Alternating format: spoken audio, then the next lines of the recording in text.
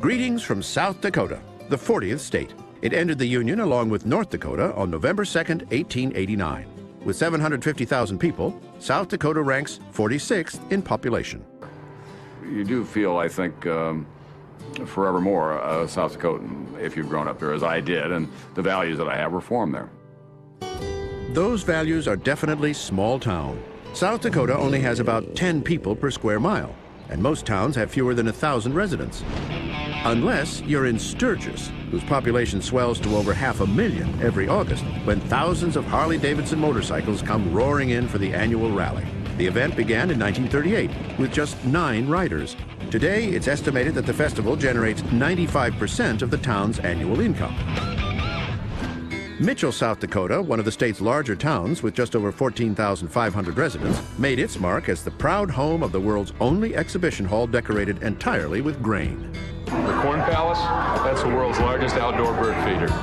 A local tradition since 1892, the Corn Palace murals are redesigned and redecorated each spring. The amount of corn needed equals the output of more than 150 acres of farmland. But nature alone created South Dakota's greatest scenic wonder. 244,000 forbidding acres of buttes, pinnacles, and spires. Native Americans called it Mekosico. To us, it's the Badlands, a name that needs little explanation. Bad land to travel over. It's almost impossible to cross it. But there is definitely more beauty than bad in the Badlands. If you can catch it at sunrise or sunset after there's been a rain, the colors are simply glorious. Buffalo still roam the territory just outside the Badlands. It was these herds that attracted Kevin Costner to film Dances with Wolves here. The movie told the story of the Lakotas, who in the Treaty of Laramie were deeded extensive lands west of the Missouri River in 1868. The federal government hoped to establish a lasting peace by granting the tribes ownership forever of territory the natives considered the sacred center of the world, the Black Hills. Just 6 years later, however, Lieutenant Colonel George Armstrong Custer led a cavalry expedition into the region and confirmed reports of gold there. As the news spread, prospectors rushed into the territory in defiance of the treaty with the Lakota.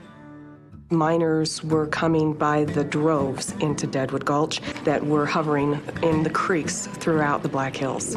Since 1876, the area has been one of the largest gold-producing regions in America. The dynamite and drills that helped mine Black Hills gold were put to a more artistic use on a granite cliff called Mount Rushmore. American-born artist Gutzon Borglum was commissioned by Congress to sculpt the 6,200-foot monument. He and 400 workmen began construction in 1927. When I was a very small child, when they first opened Mount Rushmore in the 1940s, we drove from an army base where my dad was working up there and had picnics before they had the infrastructure around it. The monument, which depicts the faces of George Washington, Thomas Jefferson, Theodore Roosevelt, and Abraham Lincoln, took 14 years and $1 million to create. But controversy has long swirled around this shrine to democracy, with the Lakota disputing ownership rights to the land on which it was built. In 1970, members of the American Indian Movement, a Native American activist organization, staged a protest here. In 1977, the U.S. government offered $17.5 million to the Native Americans as compensation for the Black Hills. The offer was refused. And still refuse today to accept that money because this land's not for sale. The 1970 action was just the latest skirmish in the dispute. In 1948, the Lakota chiefs had approached sculptor Korczak Ziolkowski, who had previously worked on Mount Rushmore, and asked him to create a monument to one of their heroes. The Indians chose Crazy Horse to be carved here, and I think it was as much because of the way he died.